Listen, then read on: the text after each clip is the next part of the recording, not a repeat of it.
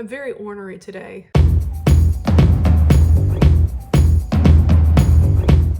What is up, guys? I'm Nisha, or as Nick calls me, Nishi. Gotcha, bitch. And welcome back to my channel. In today's video, I'm going to be doing my third anti-haul and talking way too much. So if that's something that you're interested in, keep on watching. So the very first product that I'm talking about, ooh, I need to angle myself differently. Wait, give me a minute. Is that where it is? Or is it over here? I think I do it over here. I'm just gonna be like this and pray. That's a good idea. The first item on this list is a doozy. As you can see, I write everything down. I script everything out. You see this? This is my thoughts and opinions. So let's get right into this. So the first items that I'll be talking about are the Hourglass Curator collection. They are a customizable vegan eyeshadow collection. 40 shades, 4 finishes, formulated from talc-free, finely milled powders for a smooth, easily blendable texture and comfortable, non-drying, it's an eyeshadow, wear. Designed to be used with Curator refillable palettes, the 4 textures are matte, satin, metallic, and shimmer, and they are priced as like a regular eyeshadow refill, $29. An eyeshadow in a singular pan is $31. 3 eyeshadows in the 3-pan palettes are $99, and a 5-pan eyeshadow palette is a $161 investment. I hate this. So that is ridiculous pricing from a brand not known for eyeshadows and who continue to not cater face products to deeper skin tones. Natasha Denona isn't even this expensive, and I feel this was just made for clout from YouTubers who try ridiculously priced products. But that era of YouTube is kind of all but dead.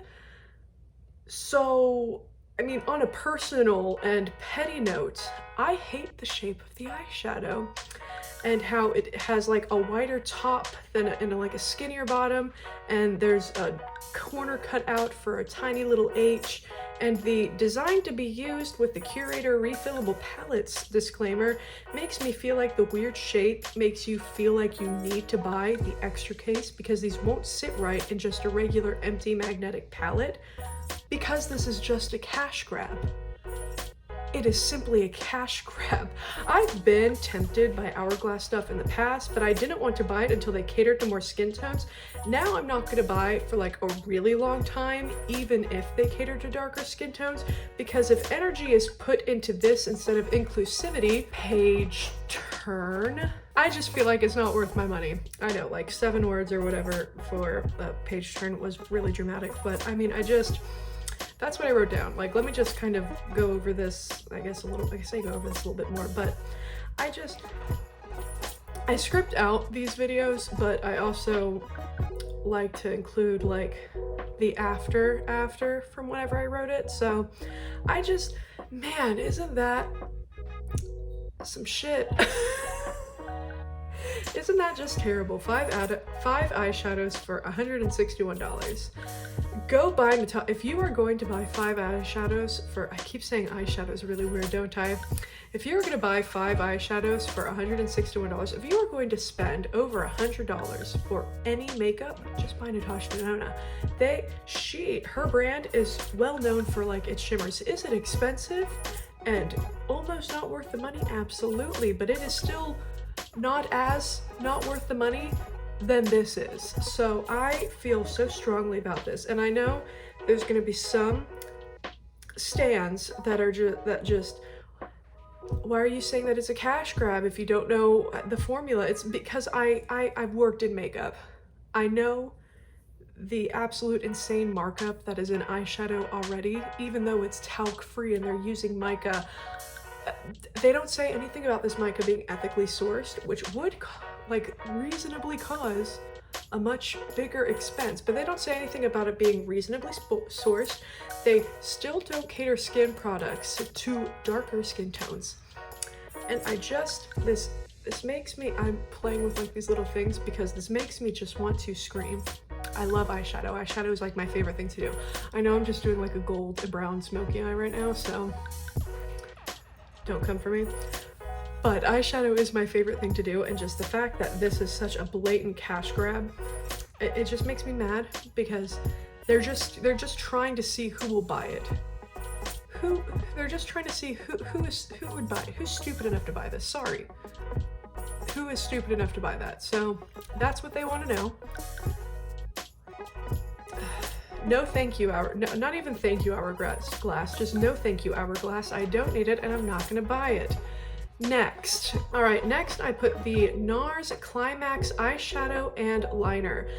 So Trend Mood's post said coming soon, but they haven't released any more information at the time of writing this. I'm gonna have a little blurb. And Nars instead came out with the Basic Instincts collection instead, like in front of this, even though this was like announced before the Basic Instincts collection.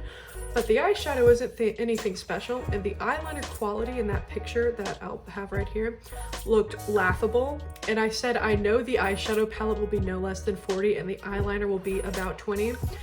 Nars kind of unceremoniously just threw this into Ulta without making a big deal about it on any social media at the time of recording. And the palette was like $49 and that eyeliner is $24. You can buy a very similar palette with remarkably better quality than what those swatches showed, and buy a much less expensive eyeliner with better quality than what that swatch showed from like drugstore anywhere else. So I just think this was piss poor. I don't understand about Nars is how, I guess like most makeup brands, they'll put out like a product and it'll be like super successful, and then they like build a collection out of that product, kind of like what Tarte has done with Shape Tape Concealer. They had the Shape Tape Foundation, which flopped, so they replaced it with the Face Tape Foundation and the Face Tape Primer and the Base Tape Primer. They have a whole line. Nars, oh my god, Orgasm and Laguna collections that come out every single year. Becca released their Champagne Pop collection. Like it's capitalization on a very well-known product, because they think and they know that we are dumb enough to keep rebuying that product just in newer packaging. So they have the Climax mascara, which I'm using up. It's not my favorite mascara, it's all right, but now they have the Climax liner and the Climax eyeshadow, and it's like, just, I know that I said do anything but Orgasm, but this building, it's a bad palette and a bad liner. No thank you, Nars, but I don't need it and I'm not gonna buy it. Next is the iHeart Revolution and Disney Aladdin collection. So they have the Jasmine eyeshadow and face palette for $20, the Jasmine highlighter for $10, and the Genie lip topper for $7. And I put in all caps, stop putting eyeshadow. I got an itch again. I put in all caps, stop putting eyeshadow and face palettes in the same unit, as it prevents all but a fraction of the audience that the face palettes work for from being able to use the product efficiently. And make at least 4 to 5 face palettes or products, because there's more than one skin tone in the world that a face palette will work for. You know, if you make like an all-inclusive face palette, it's not all-inclusive because not everyone is going to be able to use every single shade. So stop. I also said that this palette color story is all over the place, and it's really weird how some shades have the press, like the wavy press in the pan, and some don't.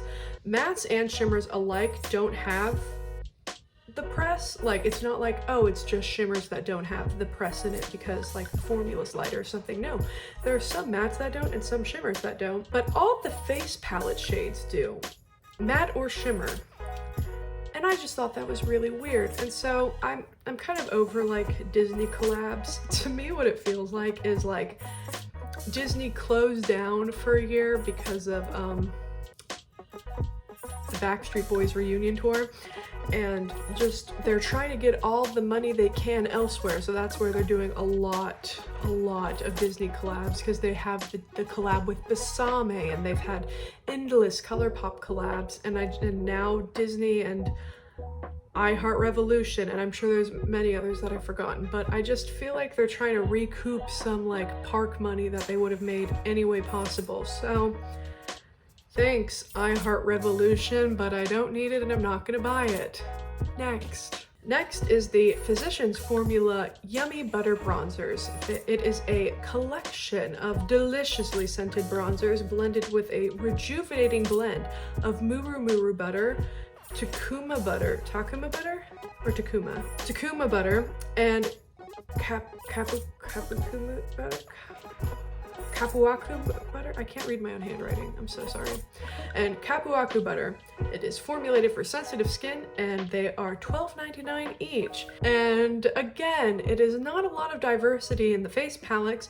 I feel like Physicians Formula is kind of like the Hourglass of the drugstore, because they aren't the most hyped brand, so a lot of their lack of inclusivity gets unnoticed until they release a collection where the lack of inclusivity and diversity is very apparent.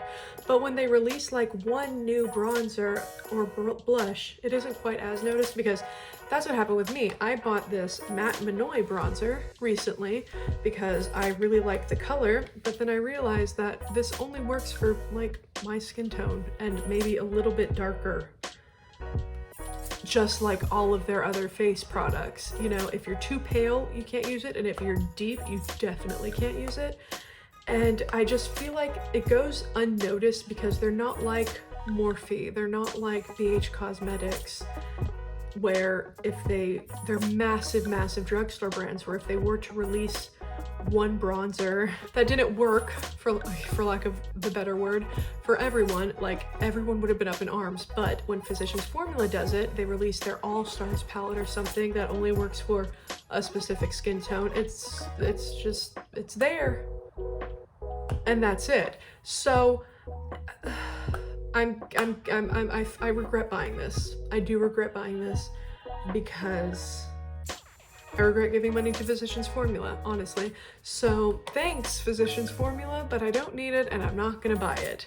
Next. So this one is like a little bit petty, but let me be a little bit petty. So I put the MAC Holiday 2021 sneak peek. So they had the Shade Shifter Duochrome eyeshadows in Ho Ho Hocus, Right Before Your Eyes, Calling Your Bluff, Perplexing, Behind the Curtain. Knowing MAC, these are going to be at least $20, and indie brands do better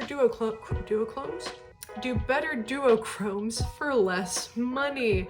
Also, this was posted in mid-July, like before my birthday, mid-July, so go away Christmas. And kind of just to get off on a tangent of like Christmas stuff being released too early, before I worked at Ulta, I worked at Cracker Barrel, and I worked at if you've been in a Cracker Barrel, it's a southern themed like restaurant, but it also has like a retail store, and we got our Christmas stuff in August. Christmas stuff, not meaning like a little like table front, no, we had like one year we had 3 Christmas trees, and we had to take down like 2 sections to put like Christmas stuff, and even guests were like, why all the Christmas stuff? And it's because Christmas stuff sells in August, so they're good. Guess what? They're gonna sell the Christmas stuff in August. So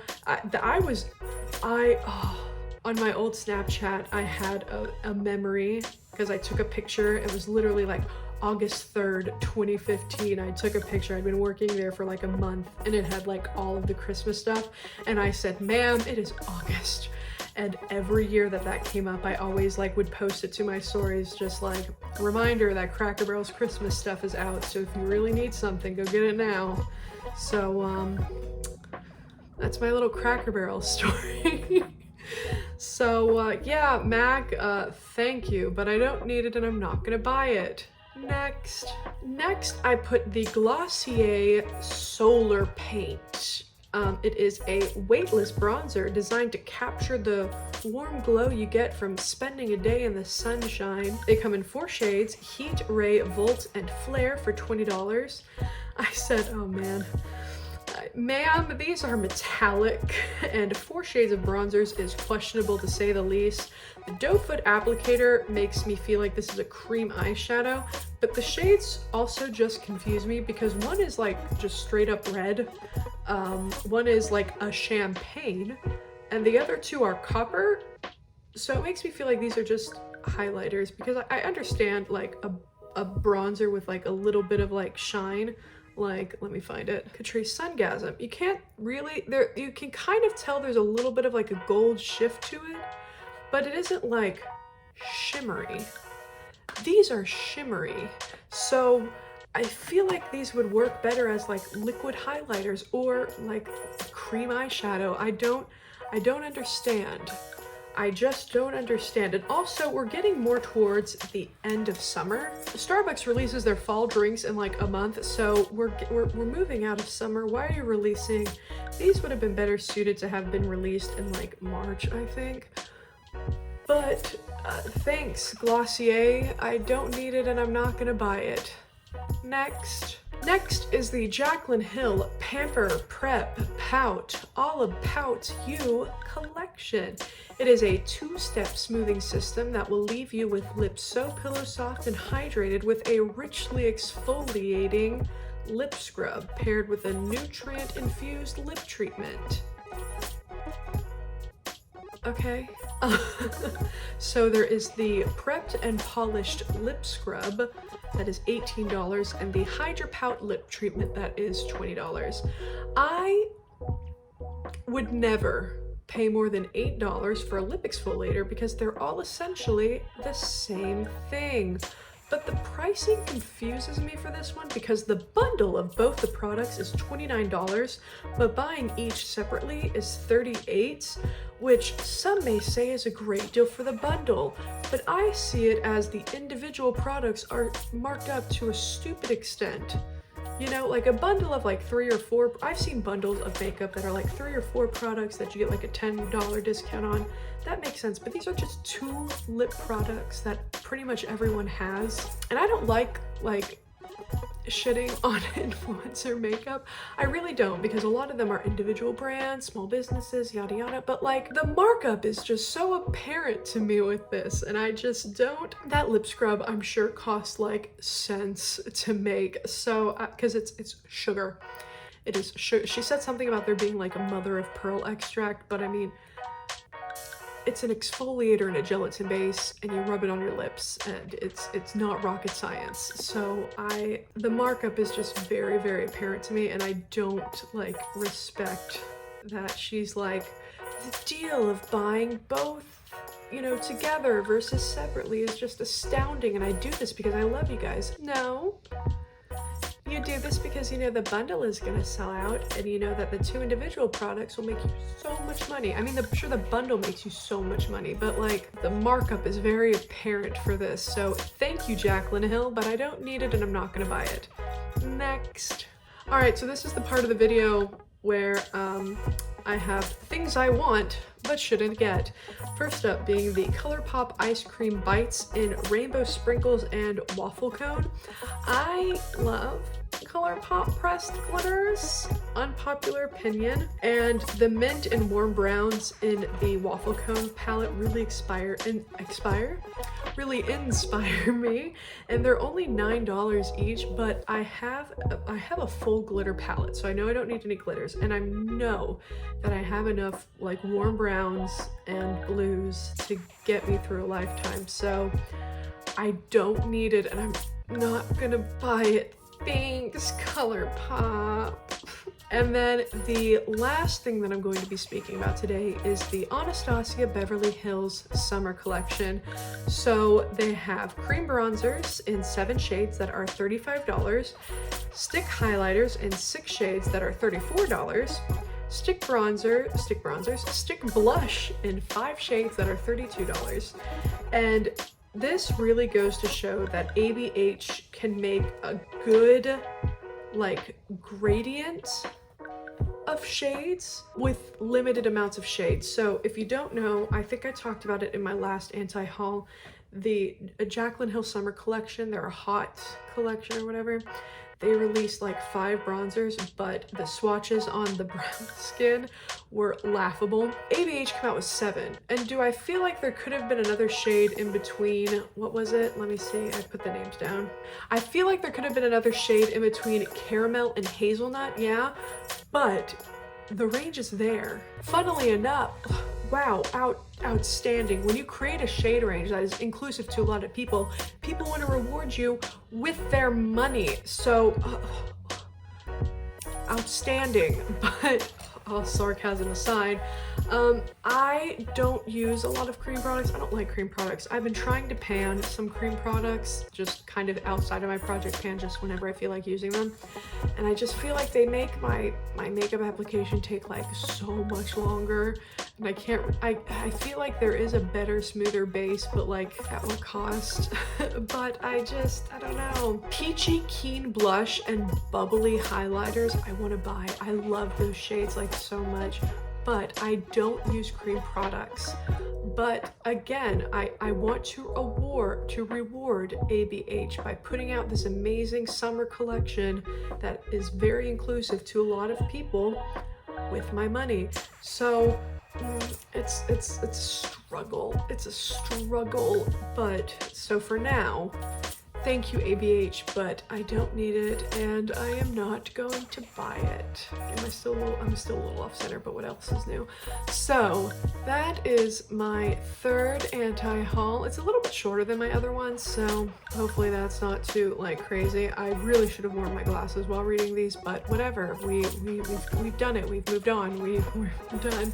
So thank you everybody so much for watching. Let me know what you are anti-hauling down below. I love you all, and I will see you guys in my next video. Bye.